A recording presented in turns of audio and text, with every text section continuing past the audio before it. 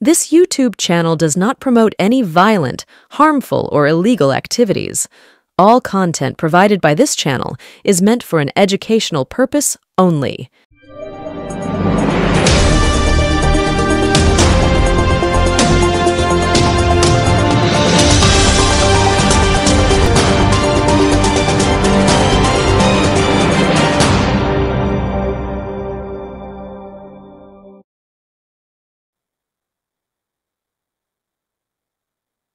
স্বাগতম, নমস্কার, আসসালামু আলাইকুম। আপনাদের প্রত্যেককে শুভেচ্ছা দিয়ে আজকের এনকে ডিজিটালে আবার ফিরে এলাম। আমার চোখ কিন্তু এখন অনেকটাই ভালো। এরপরে আবার ব্ল্যাক কার্টেন চলে আসবে, আমি মুখে মেকআপ খানিকটা নিতে পারবো, একটু সিস্টেমটা চেঞ্জ হবে। আপনারা যেভাবে সহযোগিতা করেছেন আমাদের এবং আমাকে ব্যক্তিগতভাবে, তাতে আমি কৃতজ্ঞতা জানাতে বাধ্য। কিছুটা পোর্শন আমার চোখের এখনো ভীষণ আসতে বাকি, তলার দিকটা, কিন্তু সামনের দিকটা আমি দেখতে পাচ্ছি একটু কাঁপা কাঁপা। কিন্তু এগুলো সবই আপনাদের আশীর্বাদ এবং শুভেচ্ছার ফল। আমি প্রত্যেককে আমার আন্তরিক শুভেচ্ছা জানাই, বড়দের আমার অনেক প্রণাম জানাই। আজকের বিষয়টা হচ্ছে আইকনিক সাংবাদিক। দেখুন, আপনাদের পরিষ্কার কিছু তথ্য দিই। সম্প্রতি বেশ কিছু মানুষের সঙ্গে আমার যোগাযোগ হয়েছে এবং তারা কেউ রাজনীতিবিদ নয়, তারা কেউ সাংবাদিক নয়, সংবাদ মাধ্যম ইত্যাদির সঙ্গে তাদের কোনো যোগাযোগ নেই, তাদের কোনো ইন্টারেস্টও নেই। এবং এমন নয় যে তারা বিশেষ কোনো দলকে, মমতা বন্দ্যোপাধ্যায় বা নরেন্দ্র মোদীকে সাপোর্ট করেন, এমনও না। বিভিন্ন সময় তারা বিভিন্ন মানুষকে পছন্দ করেন এবং বিভিন্ন দলকে তারা ভোট দিয়ে থাকেন। তো তিনি আমাকে একটা কথা বললেন যে, দেখুন, আপনার প্রোগ্রাম আমি নিয়মিতভাবে দেখতাম সিটিভিএন এ রাত্রিবেলা। আজকাল আমি কোনো টিভি চ্যানেলই দেখি না, কারণ আমার মনে হয়েছে যেটা, যে বিভিন্ন টিভি চ্যানেল এবং খবরের কাগজ, বিশেষ করে তিনি কিন্তু টাইমস অফ ইন্ডিয়ার একটা পোর্শন এবং তিনি দ্য টেলিগ্রাফেরও একটা অংশ তিনি আমাকে শোনালেন, যে আমার ভালো লাগেনি।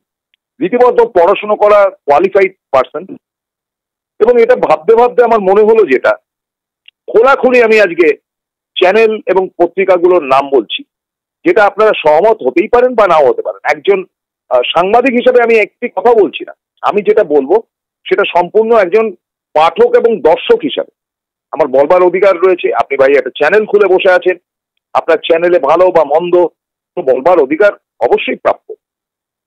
এখন দেখুন যে অবস্থাটা দাঁড়িয়েছে, যে আপনি যদি এবিপি আনন্দ বা আনন্দবাজার পড়েন বা এবিপি আনন্দ দেখেন, তাহলে আপনাকে ধরে নিতেই হবে যে আপনি ঘোরতর মমতা বিরোধী। কোন দলের সমর্থকটা বড় কথা না, আপনি মমতা বিরোধী। যে কোনো দলই আসুক না কেন, মমতা ভোগে যাক, এরকম একটা অ্যাপ্রোচ এসে গেছে। ভাবা যায় না এটা যে আনন্দবাজার গোষ্ঠীর ব্যাপার, অশোক কুমার সরকারের পত্রিকা। পরের ব্যাপারটা আসি, যে আপনি হয় বিজেপি সমর্থক অথবা আপনি মমতা বিরোধী, এরকম ধরনের বেশ কিছু চ্যানেল এবং পত্রিকা রয়েছে। আমি আমার রাজ্যের কথা বলছি, বাইরে যাওয়ার দরকার নেই। যেমন ধরুন TV9, খেয়ে না খেয়ে সমালোচনা করছে মমতা বন্দ্যোপাধ্যায়, তবে তাদের বাচনভঙ্গি এবং ভাষা প্রয়োগ বা তথ্যাদি মোটামুটি ভদ্রস্থ, ছবি টবিও বেশ সুন্দর, আমার ভাল লাগে। রিপাবলিক মানে যে কি জঘন্যতম খবর তারা পরিবেশন করছে, যা পাচ্ছেন, যার জন্য ট্রোল হচ্ছে। আমার মনে হয় না যে খুব একেবারে টপ লেভেলের সমস্ত লোকেরা এটা দেখছেন। এইগুলো যারা আপনারা এই চ্যানেলগুলো দেখছেন, আপনাদের ধরে নিতেই হবে যে আপনারা হয় বিজেপির সমর্থক অথবা আপনারা অ্যাবসলিউটলি মমতা বিরোধী। অর্থাৎ দেখুন, ফ্রন্টলাইনের সমস্ত চ্যানেলগুলোই অলমোস্ট মমতা বিরোধী। এছাড়া আর বাংলা, রিপাবলিক কি আছে, আর একটা R+, সেটা আমি বুঝি না যে তারা কি ব্যাপার, আমার ভাল লাগে না। আমি নিজের চ্যানেলের কথা বলছি না, কারণ সেখানকার নুনটা আজও গাই। আপনারা বলবেন, লিখে দিতে পারেন, আমি অ্যাকসেপ্ট করবো। আবার দেখুন, আপনি যদি News18 বাংলা বা কলকাতা টিভি দেখেন, তাহলে ধরে নিতেই হবে যে আপনি খানিকটা মমতার দিকে ভালো খবরগুলো থাকছে, ইতিবাচক না, ভালো খবরগুলো থাকছে। মানে মমতার নেগেটিভিটি সেখানে কম, মানে ভালো হলে ভালো বা মন্দ হলেও মন্দ। যেমন ববি হাকিম সম্প্রতি তারা সমালোচনাও করেছেন। এবং খবরের কাগজের মধ্যে আনন্দবাজার বাদ দিয়ে বর্তমান বলুন, সংবাদ প্রতিদিন বলুন, আজকাল বলুন, নিউট্রাল নিউজ কিন্তু মমতা বিরোধী খুব একটা না।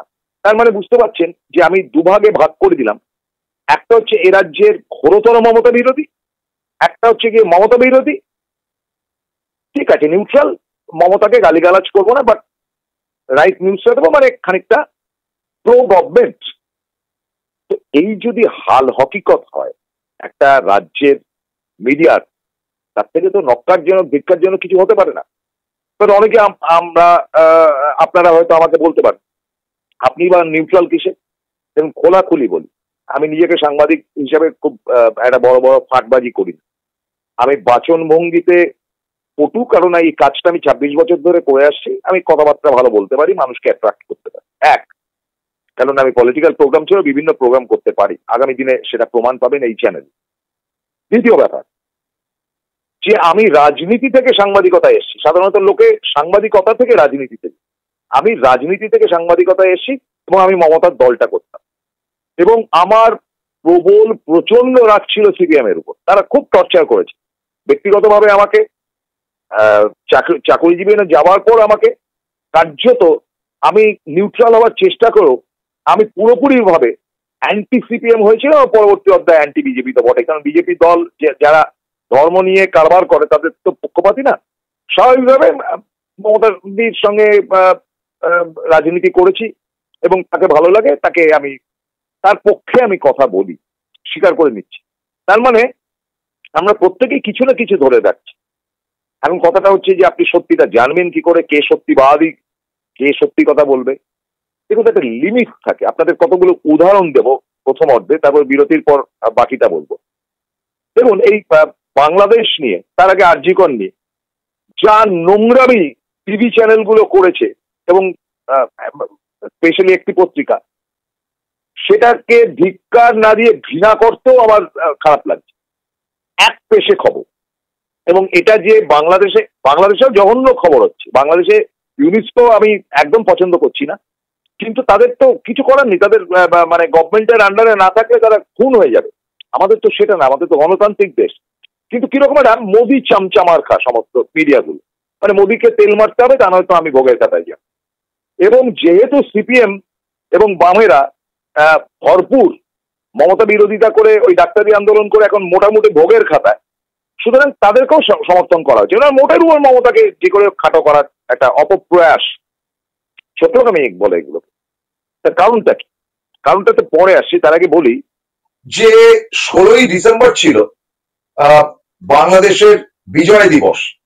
এই বিজয় দিবসটি প্রতি বছর পালন করা হয়, এবং আমরা প্রত্যেকেই জানি যে এই বিজয় দিবসের পেছনে সবচাইতে বড় লড়াই যিনি দিয়েছিলেন তার নাম হচ্ছে শেখ মুজিবুর রহমান, যার নামটি পর্যন্ত মুছে ফেলা হয়েছে বাংলাদেশ থেকে। এটা কেউ করতে পারে? মানে বাংলাদেশের নাগরিক এত নিচে নামতে পারে? ইউনিস বা যে কেউ হোক, দেশটাকে স্বাধীন করার মূল উদ্যোগী। আপনারা ভাবতে পারেন যে আজকে মহাত্মা গান্ধীকে কেউ গালাগাল করছে? বাকি সবাইকে করছে। মহাত্মা গান্ধীর জন্মদিনের দিন তার মানে বেদিতে গিয়ে মালা দিচ্ছে না বা দিচ্ছে না, এরকম কোন লোক হতে পারে? বাকি তাকে, যদিও বিজেপির মধ্যে এরকম প্রচুর লোক রয়েছে বা সংঘ পরিবারে এরকম বহু লোক রয়েছে, কারণ তাদেরই একটি অংশ তো মহাত্মা গান্ধীকে খুন করেছিল। কিন্তু তা সত্ত্বেও মহাত্মা গান্ধী আমাদের জাতির জনক হিসাবে যে জায়গাটার প্রতিষ্ঠা পেয়েছে, তাকে সমালোচনা করার দুঃসাহস বা পর্দা এখনো পর্যন্ত কারোর হয়নি, যেটা মুজিবের বিরুদ্ধে বাংলাদেশ করছে। তীব্র নিন্দা করি, ঘৃণা করি। তার অবদানটাকে মানবেন না? তাকে তো গুলি করে হত্যা করা হয়েছে, মহাত্মা গান্ধীকেও গুলি করে হত্যা করা হয়েছে। কিন্তু এই যে বাংলাদেশ স্বাধীন হলো, ছোট্ট কতগুলো উদাহরণ দিই, তার পেছনে অবদানকার নিঃসন্দেহে ইন্দিরা গান্ধী। আমি এর আগেও বলেছি, ইন্দিরা গান্ধী একা ফাইট করে অলমোস্ট বাংলাদেশকে স্বাধীন করেছে। বাংলাদেশেও সংগ্রামীরা ছিল, অস্বীকার করছে। আমার পিসমশাই প্রাণ দিয়েছেন সেই যুদ্ধে। ইউনুস, যিনি এখন দায়িত্বে রয়েছেন, একটি বর্ণ ভারত সম্বন্ধে উচ্চারণ করলেন না, ইন্দিরা সম্বন্ধে উচ্চারণ করলেন না, এমনকি মুজিব সম্বন্ধে উচ্চারণ করলেন, এমনকি স্বাধীন বাংলাদেশ নিয়েও কোনো কথা বললেন না। তিনি তার বক্তব্যের মধ্যে বললেন যারা সেদিনকে যুদ্ধে প্রাণ দিয়েছেন তাদের প্রতি শ্রদ্ধা জানান। আচ্ছা, সেটা না হয় অগণতান্ত্রিক ভারতীয় ভাষায়। আমাদের দেশ কি করলো? নরেন্দ্র মোদী সকালবেলা একটা এক্স স্যান্ডেলে কি লিখলেন, তার মধ্যে পরিষ্কার লেখা রয়েছে যে সেদিনকার যুদ্ধে যারা অংশগ্রহণ করেছিলেন তাদের স্মৃতির উদ্দেশ্যে আমি শ্রদ্ধা জানাই। তার মানেটা কি হবে? আপনার কি লজ্জাবোধ হয় ইন্দিরা গান্ধীর নাম করতে? আপনার কি লজ্জা বোধ হয় যে সেই সময় ইন্দিরা এবং ভারতীয় মানেকশা তারা যে লড়াই করেছিল তাদের নাম উচ্চারণ করতে? আপনার কি নরেন্দ্র মোদী একবারও মনে হয়নি যে সেদিনকে যারা আমার পিসমশাইও যেমন তাদের উদ্দেশ্যে অন্তত প্রধানমন্ত্রীর তরফ থেকে খুব বেশি তো সংখ্যায় তারা নয়, একটা বার্তা পাঠায় বা তাদের বাড়িতে গিয়ে খবরাখবর নিই? নির্লজ্জ রাজনীতি তো হচ্ছেই, এবং আপনার চামচারা মানে মোদির চামচারা সেটাকে আরো ফুলিয়ে এই যে স্বাধীনতা সংগ্রামে ইন্দিরা গান্ধী নিয়ে যে ব্যাপার সেটাকে তুলে ধরার কোনো প্রয়াসই করলো না। মানে এত খারাপ।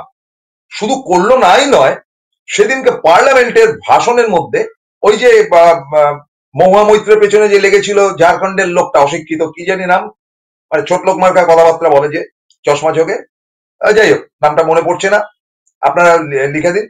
সে হঠাৎ উঠে দাঁড়িয়ে বক্তব্য রাখতে গিয়ে তিনি বললেন যে আমরা বাংলাদেশের স্বাধীনতার জন্য কেন জগজীবন রামের নাম বলবো না, সেই সময় তো তিনি প্রতিরক্ষা মন্ত্রী ছিলেন। কি অশিক্ষিত গবেটা একটা চিন্তা করুন, এরা সব সাংসদ হয়ে যাচ্ছে, অশিক্ষিত মানে জঙ্গলি। জগজীবন রামের নাম বলতে হবে যেহেতু প্রতিরক্ষা মন্ত্রী ছিলেন।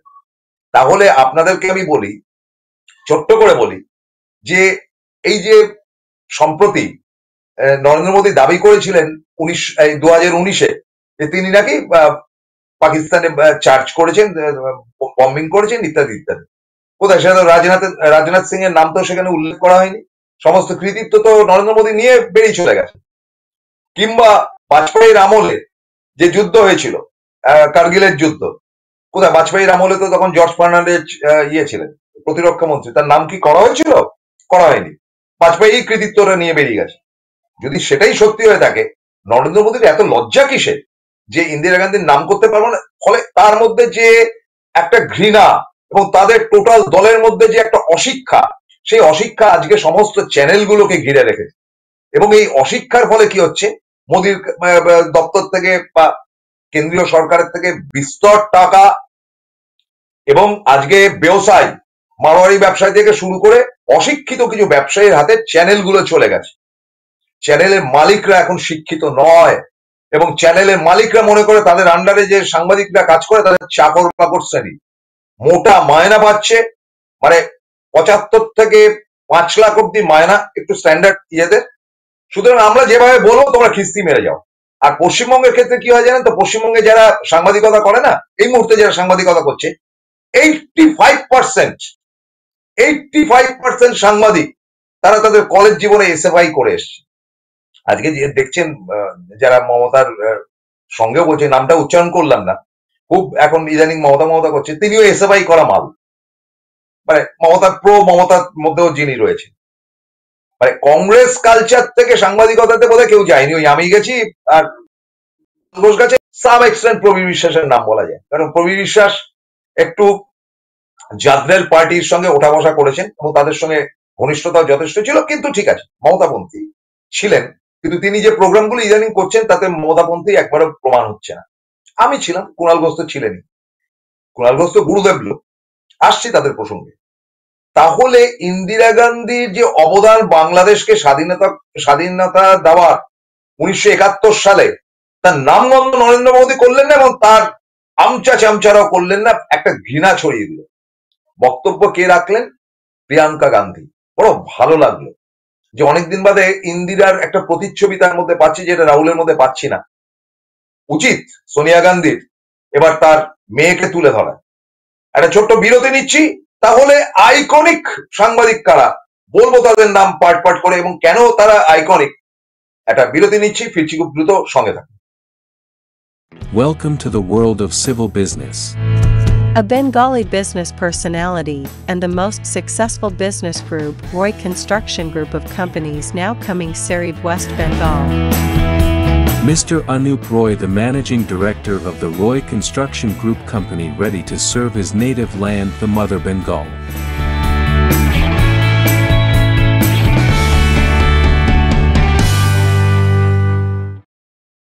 found Kolkata's first ever sweet shop serving so unique items like Dab Malai Curry, Motichur Truffle, Gajor Borfi, Dab Kalakand, and I had to try them. শুধু তাই নয়, শক্তিগড়ের ল্যাংচা, বর্ধমানের সীতাভোগ, মালদার পোস্তকদম, বহরমপুরের ছানা বড়া, এগুলো সবকিছু খেতে হলে আর এত দূরে যেতে হবে না। সুন্দরিনী ন্যাচারালসে পেয়ে যাবে পশ্চিমবঙ্গের বিখ্যাত 10টা জেলার মিষ্টি all under the same roof.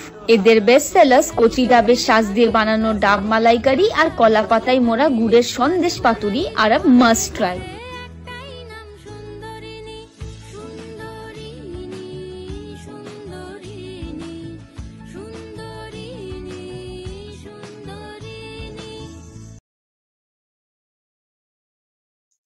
ফিরে এলাম বিরতির পর।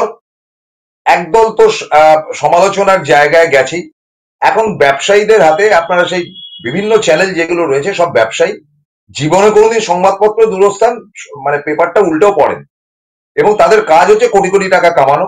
নরেন্দ্র মোদীর জমানা নরেন্দ্র মোদীকে টানছে, যদি আজকে রাহুল আসতো রাহুলকে টান। ফলে একটা অশিক্ষার পরিবেশ, মানে তাদের পড়াশোনা যে খুব একটা বিরাট এমন নয়, প্রত্যেকটা জায়গাতেই আমি এই জিনিসটা দেখছি। ফলে শিক্ষিত লোক নেই। তাহলে কাদের আমরা দেখেছিলাম? আমার যৌবনকালে আমি দেখেছিলাম আনন্দবাজার অশোক কুমার সরকার, এবং কি অদ্ভুত তার মৃত্যুটি। বইমেলাতে তিনি বক্তব্য রাখার আগেই তার প্রয়াণ মৃত্যু। এর থেকে সম্মানের মৃত্যু আর কিছু হতে পারে? সেটা হচ্ছে অশোক কুমার সরকার। আচ্ছা, সে তো গেল আনন্দবাজারের একটা দিক। সেরা সাংবাদিক ভর্তি ছিল, সুনীল গাঙ্গুলি, শীর্ষেন্দু থেকে শুরু করে এরা তো সাহিত্যিকরা ছিল, আর ভালো ভালো সাংবাদিক ছিল। বরুণ সেনগুপ্ত ছিলেন, গৌরকিশোর ঘোষ ছিলেন, অনেক বড় বড় সাংবাদিক ছিলেন। আসছি সে ব্যাপারে। আমরা স্টেটসম্যান পড়তাম, নেহাল সিং এর ইংরেজি শেখা যেত। আমরা পরবর্তীতে টেলিগ্রাফ পড়া শুরু করলাম। সেই টেলিগ্রাফের এডিটর ছিলেন এমজে আকবর। মানে কি অসাধারণ তার লেখনী, এবং টেলিগ্রাফের কি দুর্দান্ত সমস্ত ব্যাপার। এই আনন্দবাজার গোষ্ঠী স্পোর্টস ওয়ার্ল্ড বার করলো, তখন আমরা তরুণ, স্কুলে কলেজে এই সন্ধিক্ষণে। তার এডিটর ছিলেন নবাব পাতাওদি, মানে টাইগার পাতাওদি। ফলে সমস্ত জায়গাতে সেরা লোকেদেরকে বসিয়ে রেখেছিলেন অশোকবাবু। জীবনে কোনোদিন ধুতি পাঞ্জাবি ছাড়া দ্বিতীয় কোনো পোশাক পরেন। এখন অভিক সরকারের জমানা, কে দেখছেন তাদের পত্রপত্রিকায় জানি না, তবে মানুষের একটা বিরক্তি এসে গেছে আনন্দবাজারের উপর। কারণ তারা যে প্যাটার্নে নিউজ করছে সেটা নিউজ নয়, তাদের বক্তব্য। মানে অভিক সরকারের গ্রুপ বলবেন, আমাদের সেটা নিতে হবে, কারণ আমরা নিচ্ছি, আজও নিয়েছি, ভালো লাগছে না। আগে স্পোর্টস বলুন, সিনেমা বলুন, কি ভালো ভালো খবর থাকতো। এক এক রঞ্জন বন্দ্যোপাধ্যায় এক একটা সিনেমা রিলিজ করলে তার লিখতেন, সমালোচনা লিখতেন। এমনকি সেখানে তপন সিনহার পর্যন্ত লেখনী আমরা একটা সময় দেখেছি। কিন্তু আজকের দিনে আমরা কি দেখছি? যে সিনেমাতে কাকে চুম্বন করছে, কার সঙ্গে কার প্রেম, কার বিবাহ কেটে যাচ্ছে, অশিক্ষার ব্যাপার ঢুকে গেছে। এটা যদি আনন্দবাজারের মতন পত্রিকা বা পোর্টালে হয়, হইচই করে 5 স্টার হোটেলে ফুর্তিবাজি করলে কিন্তু তার সেটা কেটে যায়, সেটা বলে রাখো। এর ছাড়া বাকিদের নিয়ে আলোচনা করতেও ইচ্ছা করে না। এই তো দুটো বললাম। পরে আনন্দবাজার ভেঙে বর্তমান তৈরি হলো। বর্তমানের এডিটর বা মালিক হলেন বরুণ সেনগুপ্ত। বলাই বাহুল্য যে বরুণবাবু নিজে সাংবাদিক ছিলেন এবং সাংবাদিক কুলের গুরু ছিলেন। ফলে পত্রিকাটা দিব্যি ভালো, আজও ভালো। আর আনন্দবাজার ভেঙে হলো আজকাল একটু বামপন্থীও, সেটা খুললেন অশোক ঘোষ। এখন তিনি বেঁচে আছেন কিনা আমার জানা নেই। অত্যন্ত শ্রদ্ধেয়, খেলার মাঠের লোক, এবং তার ব্যবসাও ছিল, জ্যাম জেমি জেলি ইত্যাদি ইত্যাদি বিজনেস ছিল। কিন্তু অশোকবাবু বেশ পাণ্ডিত্য ছিল। তিনি নাক কোনোদিন গলাননি খবরের কাগজে। তিনি সমস্ত দায়িত্বটা অশোক দাশগুপ্তকে দিয়েছিলেন। অশোক দাশগুপ্ত একবারে সেরা সাংবাদিক নিয়ে ভর্তি করে রেখে দিয়েছিলেন। এখানেই কুণাল ঘোষের আগমন। আর আজকের দিনে আইকনিক সাংবাদিক যারা, তারা কেউই আর ডাইরেক্টলি খবরের কাগজ বা মিডিয়াতে নেই। আমি এক এক করে নাম বলবো এবং তাদের দিকটা বলবো, যে দৃষ্টান্ত হিসাবে আমাদের কাছে যারা আদর্শ।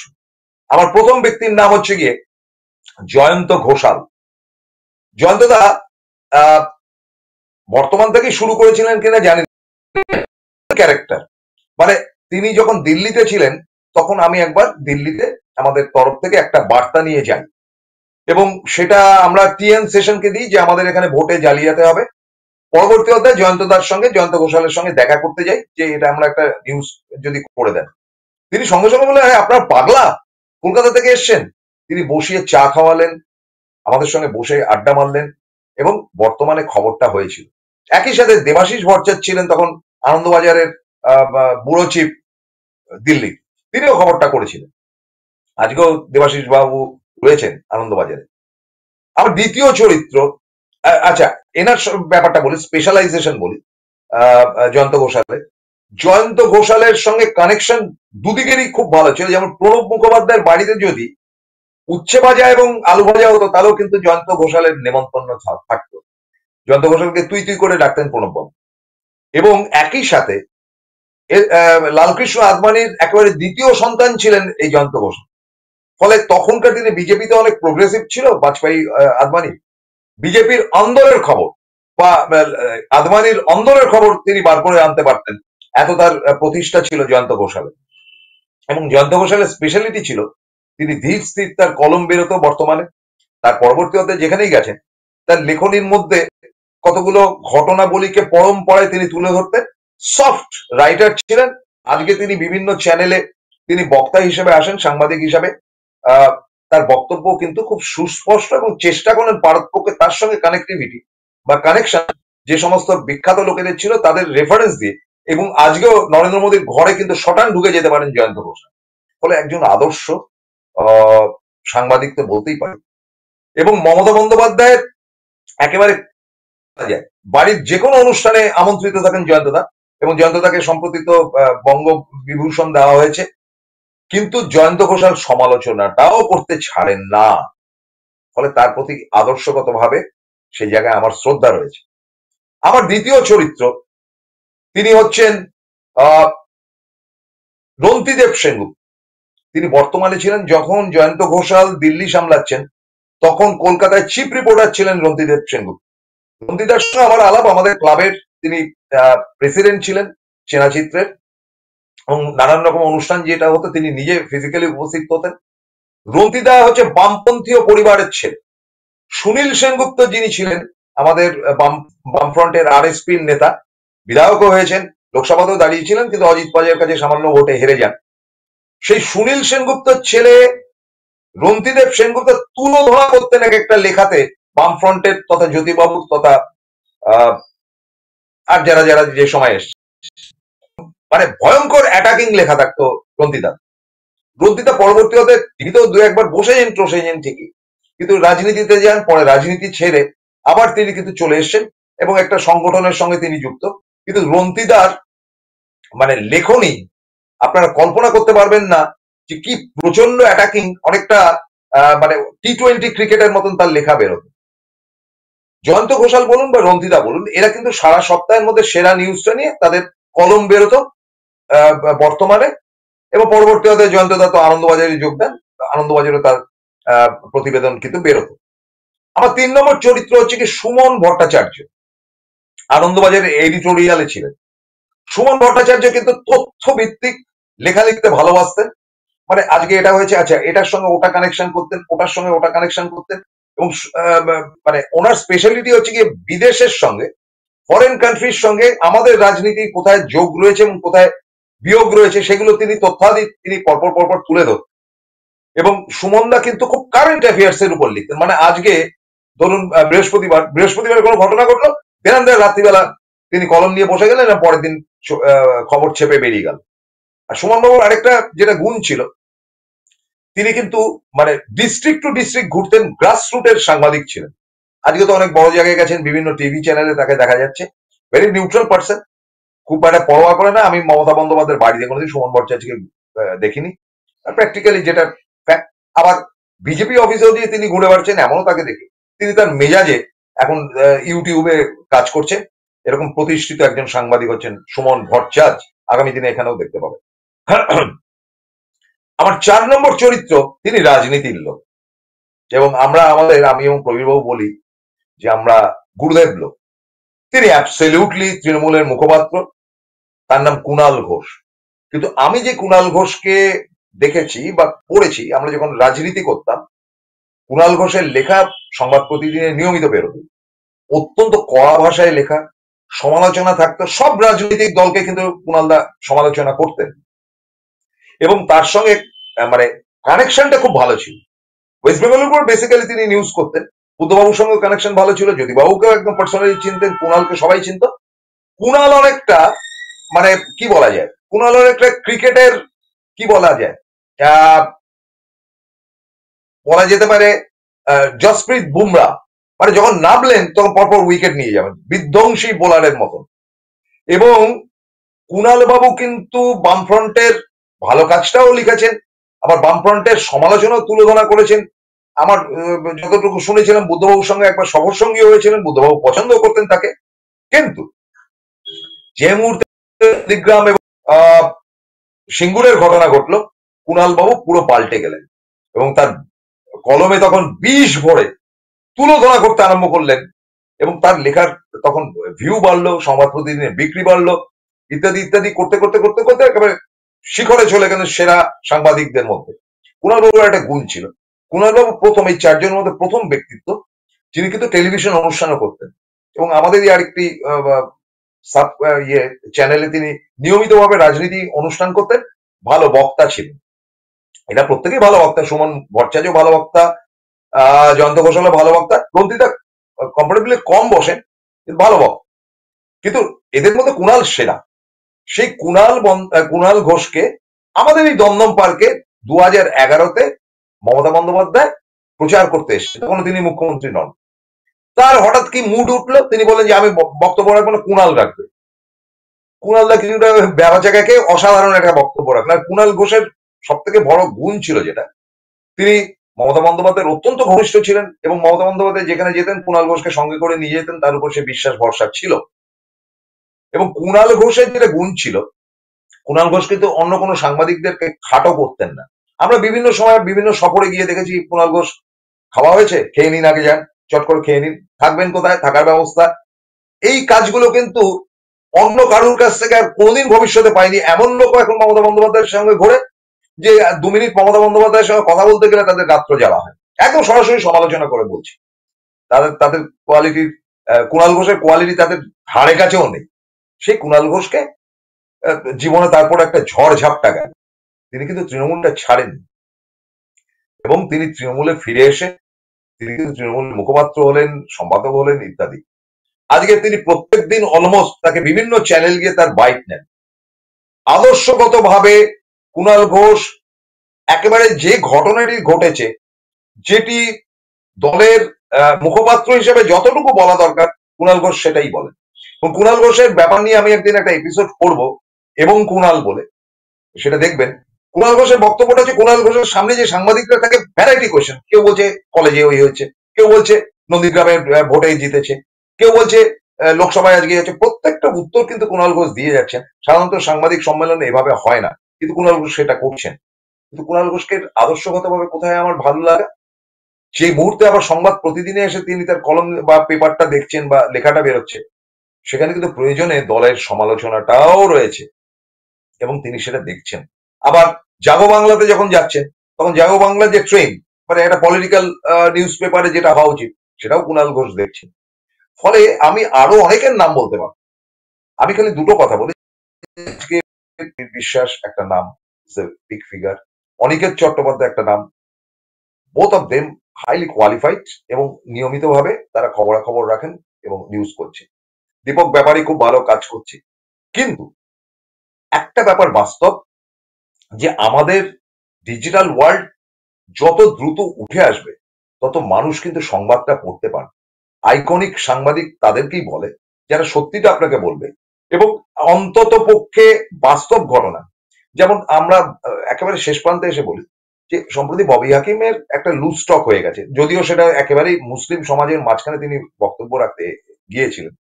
তিনি বলেছেন যে আজকে যা জনসংখ্যা মুসলিমদের, সেটা বাড়বে, সেটাকে হয়তো একটু ইলাবোরেট করে বলেছেন, ফলে একেবারে সকলে সমালোচনা করছে, প্রবীর বিশ্বাসও করছে। আমি মনে করি ববি সেটা কথাটা না বললেই ভালো হতো, কিন্তু ববির যেভাবে সমালোচনা করলো সমস্ত মিডিয়া, কোথায় একবারও তো সমালোচিত হলো না যে আপনার অযোধ্যাতে রাম মন্দির গড়ার পর তারপরে তারা বললো যে এটাই শেষ নয়, এখন আমরা মসজিদ খুঁড়ে খুঁড়ে শিবলিঙ্গ দেখবো। কোথায় একটা লাইনও তো সেটা নিয়ে হলো না। কোথায় এটা তো হলো না যে ইন্দিরা গান্ধী আজকে বাংলাদেশকে স্বাধীন করেছে, এবং তার বিরুদ্ধে একটা চোনামাল বিজেপির লোকসভায় দাঁড়িয়ে বাজে কথা বলছে, কোথায় একটা লাইনও তো বেরোলো না। তারা আজকে আরএসএস প্রধান বলছে যে বংশবৃদ্ধি করতে হবে হিন্দুদের, কোথায় একটা লাইনও তো সমালোচিত হলো না, যেখানে জনসংখ্যা এতটা বেশি। তাহলে কি এটা ধরে নিতে হবে যে ববি হাকিম একজন মুসলিম হিসেবে যদি কিছু বলে থাকেন সেটাকে সমালোচনা করো, তাতে মোদি খুশ হোগা? অনেকটা ইয়ের মতন, ওই যে কি বলে ওই মিস্টার ইন্ডিয়ার মতন, যে খুশ হওয়া। তো সেই খুশ হওয়ার মতন, মোদি খুশ হওয়ার মতন তারা মোদিকে খুশি করবার জন্য সংবাদ হচ্ছে এবং মমতাকে তুলে ধরা করা হচ্ছে। তা দিয়ে কি হবে? তা দিয়ে লটকা। ফলে সাংবাদিকতার জায়গা থেকে একেবারে শেষ প্রান্তে এসে বলি, চতুর্থ স্তম্ভের মৃত্যু হয়েছে। আমি 1 মিনিট নীরবতা পালন করতাম, কিন্তু সময় নেই, ঘাটটা ব্যথা করবে, কিন্তু আপনারা করতে পারেন। 1 মিনিট নীরবতা পালন করুন এই কারণে, এই চতুর্থ স্তম্ভ আজকে হেরিটেজ হয়ে গেছে, সেটা আর জীবিত নেই। তাই ডিজিটাল ওয়ার্ল্ডে এই মানুষদের, অর্থাৎ এই জয়ন্ত ঘোষাল, সুমন ভট্টাচার্য, রন্তিদেব সেনগুপ্ত, কুণাল ঘোষ, প্রবীর বিশ্বাস ইত্যাদিদেরকে বলছি যে আপনারা সত্যিকারের তথ্যটা তুলে ধরুন। মমতা বন্দ্যোপাধ্যায় আজকে প্রবল শক্তিশালী, কিন্তু আমার একটা প্রবল দুর্বলতা তার উপর, আমি সেরকম ভাবে সমালোচনা করতে পারি না, কিন্তু প্রবীর বাবু আপনি কিন্তু করবেন। এই বিনীত অনুরোধ রেখে আজকের মতো শেষ করছি। ভালো থাকবেন, নমস্কার।